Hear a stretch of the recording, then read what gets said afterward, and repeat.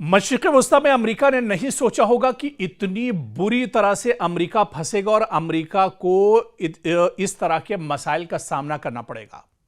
आप देखिए कि मशरिक़ वस्ता में न सिर्फ अमेरिका की तंसीबात पर हमले हो रहे हैं, अमेरिका के जो एयरबेस है उन्हें तबाह किया जा रहा है, बल्कि अब मशरिक़ वस्ता में अमेरिकी जो फौजी हैं वो भी मारे जा रहे हैं। और पिछले दिनों कुवैत में जो बड़ा हमला हुआ था और जहां पर अमेरिकी फौजी मारे गए थे, कहा जा रहा है कि अमेरिकी फौजियों की तादाद तो अमेरिका ने 6 बताई है। सिर्फ अमेरिका का कहना है कि उसके 6 अमेरिकी फौजी मारे गए, लेकिन यह तादाद कहीं ज्यादा हो सकती है, क्योंकि जहां पर अमेरिका के फौजी मौजूद थे ठीक उसी ठिकाने पर ईरान का खैबर मिसाइल आकर गिरता है, उस पूरे इलाके को तहस नहस कर देता है। तो क्या उस पूरे इलाके में, उस पूरे कंपाउंड में, वो पूरा जो वो जगह थी, क्या वहां पर सिर्फ अमेरिका के 6 फौजी रहे होंगे? बल्कि यह तादाद कहीं ज्यादा बताई जा रही है, जिसे अमेरिका छुपा रहा है। तो कुवैत में जो बड़ा हमला दरअसल पिछले दिनों ईरान ने किया है खैबर मिसाइल के जरिए से, जिसमें अमेरिकी फौजी मारे गए हैं, इन फौजियों की तादाद सैकड़ों में बताई जा रही है। अमेरिका इसे छुपा रहा है। सुपर पावर की बेइज्जती हो जाएगी, सुपर पावर को बहुत बड़ा झटका लग जाएगा, पूरी दुनिया के सामने सुपर पावर की सच्चाई, उसकी पोल एक तरह से खुल जाएगी। इस वजह से अमेरिका इस सच्चाई को छुपा रहा है। लेकिन सच्चाई लिख लीजिए जो आज हम आपको बता रहे हैं कि कुवैत में जो जराए के हवाले से खबरें आ रही हैं, अमेरिका को बहुत बड़ा जानी नुकसान हुआ है, जहां सैकड़ों अमेरिकी फौजी मारे गए हैं। और दरअसल अमेरिका इन खबरों को छुपा रहा है, लेकिन सच्चाई अब निकल कर आ रही है।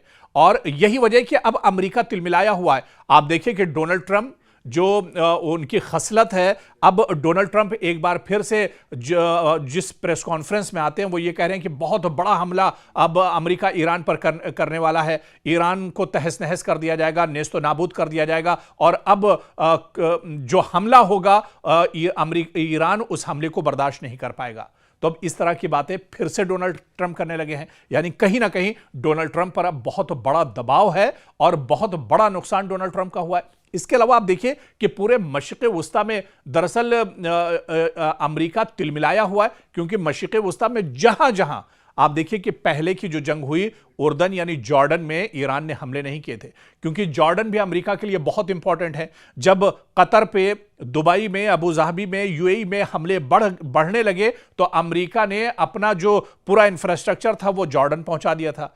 अब जॉर्डन भी महफूज नहीं है, अब उर्दन पर भी ईरान लगातार अटैक कर रहा है, क्योंकि यहां पर भी जॉर्डन में भी बहुत अहम एयरबेस अमेरिका का मौजूद है। अमेरिका के हजारों फौजी जॉर्डन के अंदर मौजूद हैं। पिछले दिनों जॉर्डन पर लगातार ईरान ने हमले किए हैं, तो जॉर्डन पर अब नए हमले शुरू हो गए हैं। इसके अलावा इराक में अब हमले ईरान ने शुरू कर दिए। तो मशरिक़ वस्ता का कोई भी हिस्सा अब महफूज नहीं है। और इतना तो आप भी जानते हैं कि मशरिक़ वस्ता के जितने ममालिक हैं, मशरिक़ वस्ता में जहां जहां अमेरिका के तंसीबात, इंफ्रास्ट्रक्चर हैं, जहां जहां अमेरिका के एयरबेस हैं, वो सब दरअसल ईरान की हद में आते हैं और ईरान जब चाहता है उन पर अटैक करता है। अब सवाल ये उठता है कि अमेरिका जैसी बड़ी ताकत इन्हें इंटरसेप्ट, इन हमलों को क्यों नहीं कर पा रहे? क्योंकि इंटरसेप्टर की अब अमेरिका के पास कमी हो गई है। जितने इंटरसेप्टर या दिफाई जो निजाम था वो अब पूरी तरह से मफलूज होकर रह गया है और डिफेंस सिस्टम अब ईरानी हमलों को नहीं रोक पा रहा है।